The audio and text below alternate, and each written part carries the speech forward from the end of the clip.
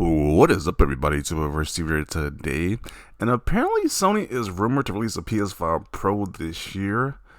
As analysts are saying right now, so this is pretty crazy because there is no big. They just had the announcement from their CEO or CFO, whatever's title is, that they won't be having any big major PS5 exclusives this year. But they decided to release the Pro this year. I mean, at first it makes zero sense. It's like, why are you releasing this thing without your big first party games? But Grand Theft Auto 5 is. I don't know if that's even coming out this year. It feels like it's coming out this year, but I don't know if that's even true or not. So maybe it's because of that. If that comes out this year, this is going to be a big seller to sell more consoles right there. Other than that, I don't know why they released this when there's like no big games coming out this year.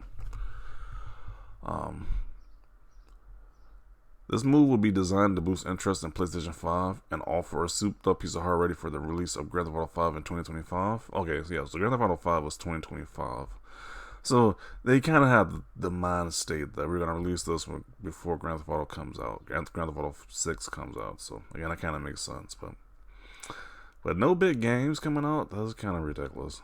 Like no big first-party games from themselves. Sure, they got Final Fantasy Rebirth Part 2, but that's not a Sony exclusive, so I mean that's not a Sony first party game, so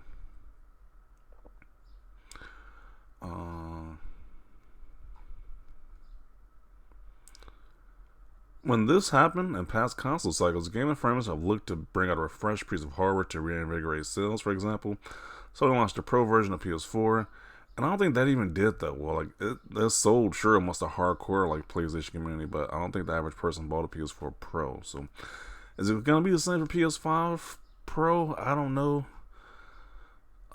It's kind of something like this fan base right now just buys anything.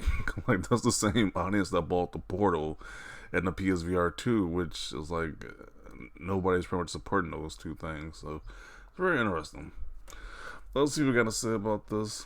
Is this another / remake remaster? Yeah, Sony loves the remakes and remasters over there. So they just say, hey, since we're remastering these games, why not remaster the whole system? So, man, all those PS4 games are going to look great on the PS5 Pro. Hopefully we get some PS5 games too. Yeah, you would think so, right? Some actual first party PS5 games instead of just PS4 games being remastered. Spider-Man 2 remastered, God of War Ragnarok remastered, The Last of Us Part 2 remastered, Ghost of Tsushima Director's Cut remastered. There's obviously a trend with Sony, and it's just like, why? Well, I get why, because people are still paying these guys, so they could be super lazy and just release remasters, and their fan base would just eat it up and buy them.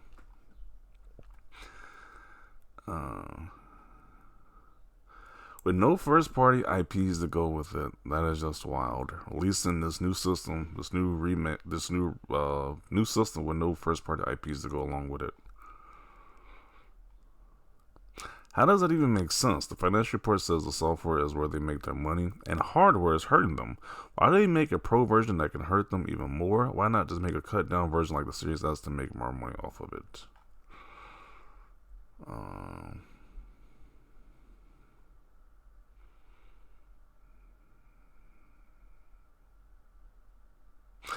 Damn, Sony's remastering the PS5 itself now. Oh wow, can't wait for Sony to charge us for extra features we don't really need. So Sony is launching a new console before they put out a first party game. What the hell are we supposed to play on it? Which I've been playing. Remasters. I should play The Last of Us Part 2 over like 2 more times again. Play the first one like 2 more times again. There you go. Plenty of remasters for you. Gonna have a PS5 and a PS5 Pro before Switch 2. You hate to see it. PlayStation doesn't have much coming for big first-party games in 2024, so a PS5 Pro is probably an okay move to enhance the current lineup before 2025. Personally, I'm not too interested in the prospect for now. I got a high-end game PC, and the Switch 2 is right around the corner. And I will buy it. Oh great, another remaster. No first-party games until 2025. Clowns. Looking at the quote tweets and comments, and no wonder why Sony are doing this. They can milk people and be okay with it. Yeah, it's like especially like Nintendo and PlayStation at this point. Like they can just release any type of product and their fans will just buy it. to a certain extent, because people didn't really buy that the PSVR 2 like that, but they bought that Portal. I was like, people aren't even using it. I was like, it's just like, why even buy the Portal? But people supported that nonsense, so I'm not too shocked at this point. All I gotta do is have a PlayStation logo attached to it, and people will buy it. I really don't see a point of PS5 Pro when there aren't many games taking full advantage of the base PS5 hardware. There's like 5 games max that will potentially benefit from a PS5 Pro version. Most PS5 games these days are just beefed up PS4 games as it is. If this comes true, PlayStation is about to have another SKU that just outsells Xbox to decimate, just like when the PS4 Pro came out. Funny, they can only think about Xbox. Just hilarious. Just 4 years from releasing the already mastering the PS5, yeah, pretty much. They need a big showcase to build up hype for this, otherwise people just aren't going to have a reason to upgrade. But there's also idiots like myself that will buy it day one regardless of whether I need it or not. Yeah, I might skip out on the PS5 Pro this time around. Like, I bought the PS4 Pro, but this time around I might skip out on this. Like, I don't really need this. I don't see a real reason to buy this at all. So, I might just stick with the PS5 regular one at this point. I'm not upgrading at all. I thought PS5 was already a significant improvement. Okay. Here she goes, PS5 Pro this year. Need another system to play PS4 games on. I wonder if there will be more than 3 PS5 exclusives by this time this releases. You know, there are people throwing a lot of shade at Sony not releasing major PS5 games, which rightfully so, because where are the games at? And they just gave that announcement they're not doing major games, major sequels. So it's kind of a weird, weird strategy to release this thing out. Like, who is legit gonna buy this other than the Sony diehards at this point?